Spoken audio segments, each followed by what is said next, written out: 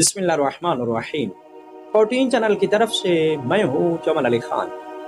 शहर नजफ़ अशरफ का तारीखी पस मंज़र क्या है, इस हवाले से मैं आप तमाम हजरात को मुतवज्जह करना चाहता हूँ, लेकिन उससे पहले आप तमाम हजरात से अपील है 14 चैनल को सब्सक्राइब करके, लाइक करके और शेयर करके ममनून फरमाएं। कायद मरहूम अल्लामा मुफ्ती जाफर हुसैन ने अपनी किताब सीरत अमीरुल मोमिनीन हिस्सा अव्वल कि जिसे इमामिया पब्लिकेशंस लाहौर ने शाये किया था, उसके सफ़ा नंबर 764 और 765 पर अमीरुल मोमिनीन अलैहिस्सलाम की आरामगाह शहर नजफ़ अशरफ का तारीखी पस मंज़र बयान किया है। नजफ़ की आबादकारी के उन्वान के तहत अल्लामा मुफ्ती जाफर हुसैन मरहूम ने लिखा है कि नजफ़ कूफा से 5 मील के फासले पर मगरिब की सिमत वाक़े है। रिवायात से मालूम होता है कि यहाँ किसी जमाना में पानी का जखीरा जमा था जो अनयाने के नाम से मौसूम था। जब पानी जमीन की गहराइयों में जज्ब हो गया तो अनजफ या नजफ कहा जाने लगा, यानी अनयाने खुश्क हो गया। फिर कसरत इस्तेमाल से नजफ कहलाने लगा। वो मजीद लिखते हैं, नजफ से मुत्तसिल एक कदीम आबादी थी जो कूफा से 3 मील के फासले पर हीरा के नाम से मौसूम थी, और उन दोनों के दरमियान एक वसी रेगजार था जो मिल्कात कहलाता था। हीरा की बुनियाद कलदानियों के फरमा रवा पुख्तो नसर ने रखी और सिकंदर मकदूनी ने उसकी तामीर और तजदीद में हिस्सा लिया। कुछ अरसा के बाद हीरा की आबादी अंबार की तरफ मुंतकिल हो गई और हीरा वैरान हो गया। आबादियां उजड़ती बसती रहती हैं, चुनाचे वैरानी के बाद उसकी आबादी की फिर सूरत निकल आई और मालिक इब्न फहम जो यमन के घर के आब होने का खतरा महसूस करके वहां से निकल खड़ा हुआ था, उसने इराक में तुर्रा इकामत डाली और वहां अपनी सल्तनत कायम करने में कामयाब हो गया। इसके बाद उसका बेटा जुज़ैमा अबरश बरसरे इक़्तिदार आया और जब वो जुबा मलका जजीरा के हाथ से मारा गया तो उसका भांजा अम्र इब्न अद्दी 240 ईस्वी में शाहपुर अव्वल के दौर में तख्त ताज का वारिस हुआ।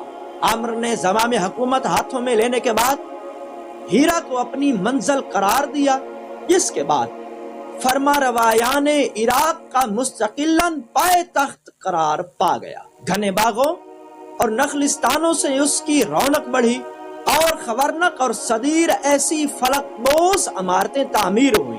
यहाँ के बाशिंदों का जरिया मईशत काश्तकारी और बागबानी था, मगर ईरान के ज़ेर असर और उसकी सरहद पर आबाद होने की वजह से ईरानी सरहदों और तिजारती काफिलों की हिफाजत का फरीजा भी इंजाम देते और ईरान से उसका मुआवजा लेते और खुशहाल जिंदगी बसर करते। जब फतह इराक के बाद कूफा की बुनियाद रखी गई तो यहाँ की आबादी कूफा की तरफ मुंतकिल हो गई और उसकी इमारतों के ईंट पत्थर भी कूफा की बाद इमारतों के काम में आए और हीरा जो सरसब्ज शादाब मकाम पर था वैरान और रेत का मैदान होकर रह गया।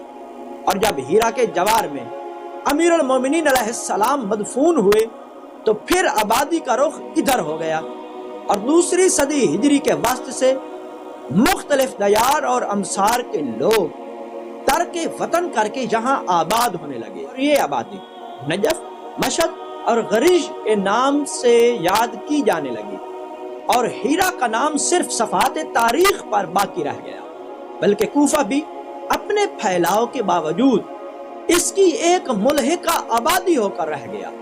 जब शियाने अमीरुल मोमिनीन अलैहिस्सलाम ने यहाँ मुजावरत इख्तियार की तो उन्होंने मरकज़ अमीरुल मोमिनीन अलैहिस्सलाम के गिरदोपेश हुजरे और झोपड़ियां तामीर कर ली।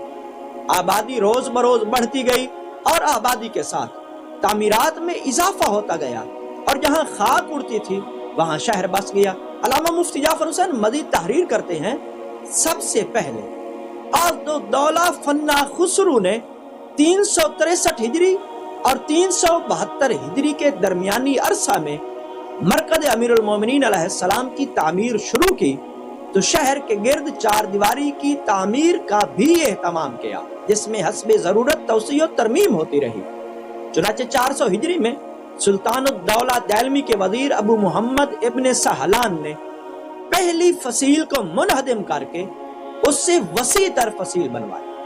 ابن اسیر جزری نے تحریر کیا ہے، ابو محمد ابن سہلان بیمار ہو گئے۔ جب بیماری نے شدت اختیار کی تو انہوں نے منت مانی کہ اگر انہیں شفا ہوئی تو وہ امیر المومنین علیہ السلام کے مشہد کے گرد فصیل تعمیر کریں گے۔ چنانچہ انہیں صحت ہو گئی اور انہوں نے فصیل کی تعمیر کا حکم دیا اور وہ اسی سال 400 ہجری میں تعمیر کر دی گئی۔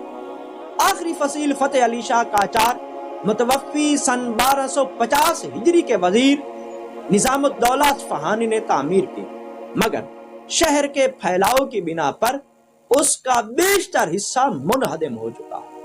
نجف کی آبادی خالص شیعہ افراد پر مشتمل ہے، جن میں ایک بڑی تعداد ان طلبہ علوم دینیہ کی ہے جو مختلف ممالک سے سمٹ کر ہر دور میں یہاں مقیم رہتے ہیں اور اس مرکز افادہ و فیضان اور سرچشمہ علم و فیضان سے اپنی تشنگی دور کرتے ہیں۔ اگرچہ نجف بہت پہلے سے ایک مہد علی قرار پا چکا تھا، مگر 448 ہجری میں جب شیخ الطائفہ ابو جعفر طوسی بغداد کے آئے دن کے جھگڑوں اور شورشوں سے تنگ آ کر نجف میں چلے آئے تو باقاعدہ جامعہ نجف کی بنیاد قائم ہو گئی، اور یہ باب مدینۃ العلم کے برکات کا کرشمہ ہے کہ نجف ہمیشہ مرکز علم رہا اور آج بھی دنیا اسلام کا سب سے بڑا تعلیمی مرکز۔ والسلام علیکم ورحمۃ اللہ وبرکاتہ۔